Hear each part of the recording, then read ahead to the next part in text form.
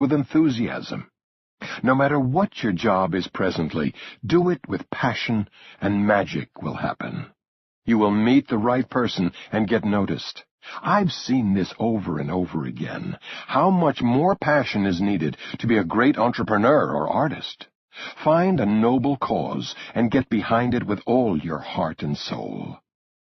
Without passion, life lacks luster. Passion gives you the intestinal fortitude you need to never give up. My Grand Hyatt triumph did not come without the high price of dedication, persistence, and hard work.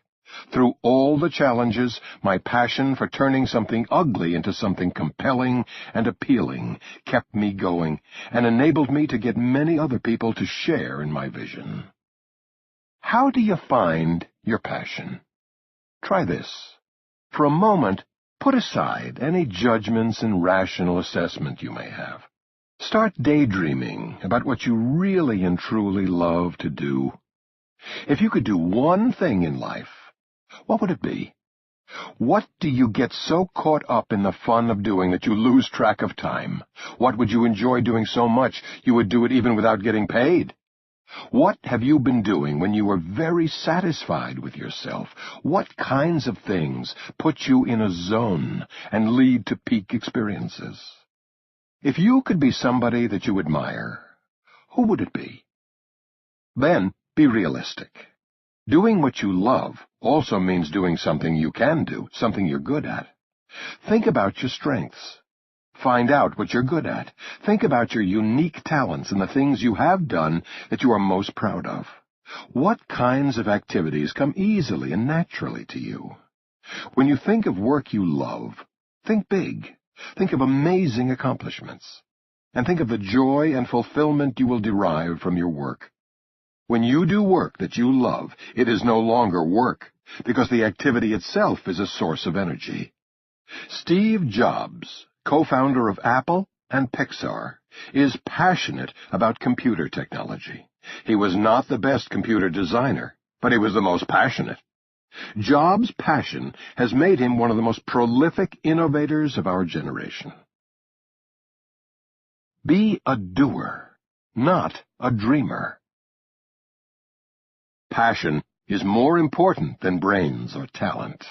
I've seen some really talented, brainy people fail because of lack of passion. I have seen less talented people propel themselves to great success on high-octane passion.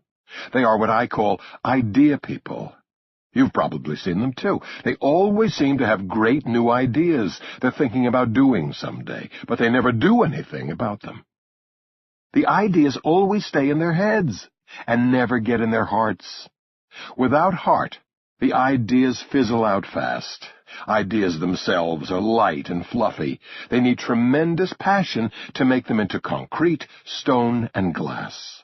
You have to bring your ideas down to earth. Take your ideas and add the weight of passion to them as soon as possible, before they disappear into thin air. Passion is the magic ingredient that zaps you with the fierce drive for completion of every endeavor. You must have it to compete and thrive in this world. You know, I learned about passion from my father. People ask, did you learn construction from your father? The answer is yes. I learned all about construction from my father. But you know what I really learned from him? My father worked on Saturdays, on Sundays, 7 days a week. He loved working. He was a happy guy. When he would go to a job, he would actually go around to see if apartments had been swept and cleaned. He had an expression he called mint condition. The apartments have to be in mint condition. So he would go around on Saturdays and Sundays, and he loved it. Building in Brooklyn and Queens, every penny mattered. He would build an apartment house, while across the street, someone else would also be building an apartment house. My father would get it done faster and cheaper, and it would be nicer. The other guy would go out of business, and my father would buy that apartment house and fix it up. I learned from my father that work can make you happy. I got my passion for work from my father. I'm so passionate about my work that I only sleep 3 to 4 hours every night. I can't wait to get up in the morning and go to work because I love my work so much. If you love what you're doing, you are probably not going to sleep more than 3 or 4 hours. When you are waking up to something you love, it's hard to sleep more than that. For example, one of my greatest passions is making deals. I love to make the big score and to make the big deal. I love to crush the other side and take the benefits. Why? Because there's nothing greater. For me, it's even better than sex, and I love sex. But when you hit, when the deals are going your way, it's the greatest feeling. You hear lots of people say that a great deal is when both sides win. That's a bunch of crap. In a great deal, you win, not the other side. You crush the opponent and come away with something better for yourself. In negotiations, I love to go for the complete win. That's why I have made so many good deals. My other great passion, creating beautiful real estate developments, has been a major reason for my success. The world of construction and real estate development is known for being demanding and difficult. It requires great precision. Construction can't be haphazard because people can be injured. Happenstance is not acceptable. I love the challenge of having to be precise and do a meticulous job. Because I love it, I'm very good at it. I have applied that approach to everything I do. I remember we had a new employee at the Trump Organization who could not understand why we spent time doing property checks to the extent that we did. We were already established, and the buildings were well known and highly praised, but we still would do checks. Sometimes I would personally visit the property just to give it a walkthrough. What the employee didn't understand is that it is something we do to make sure our standards are being maintained, and we do it often to stay on top of things. It may not be necessary, but it is something we consider to be important. I love to take an undeveloped piece of property and turn it into something magnificent. Beauty and elegance, whether in a woman or a work of art, is another passion of mine. Beauty is not something superficial, not just something pretty to look at. It is a product of style, and it comes from deep inside. For me, my passion for style and my success are completely interwoven. I would not want to have one without the other. When I head up to my office in Trump Tower in New York City, I enjoy looking at the magnificent atrium I created. I love to see the crowds of people oohing and eyeing at the stunning marble and the breathtaking 80-foot waterfall. I love to see the emotional response, the thrill and the appreciation of the extraordinary beauty of it all. I resonate with them. I'm a little closer to them, even though we've never met, because that's the same feeling I had when I built Trump Tower. In truth, I am as dazzled as much by my own creations as are the tourists and glamour hounds that flock to Trump Tower, the Trump Taj Mahal in Atlantic City, 40 Wall Street, or any of my other properties. I know people are responding to my passion for beauty and style, which is reflected in my work. Style moves people, and the most successful people have style in spades. Creating extraordinarily beautiful buildings really excites me and drives me to overcome the greatest obstacles. Vince McMahon, chairman of World Wrestling Entertainment, is worth $1 billion. Vince McMahon not only loves what he does, but he is also really good at it. When I did a job in Portland, Oregon, I went to see McMahon in action. I was amazed. I was at his regular venue in Portland, and the fight was being staged in front of 30,000 people.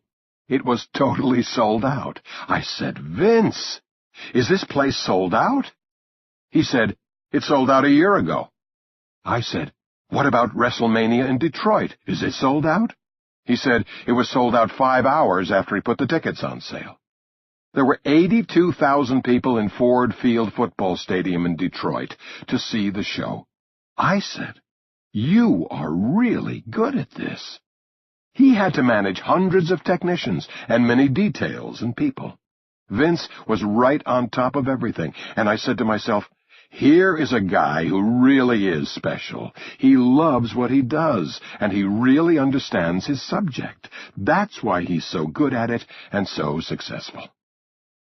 Now, if you know the truth, you know the Turner folks tried to take over the WWE in the late 90s, and it was a disaster.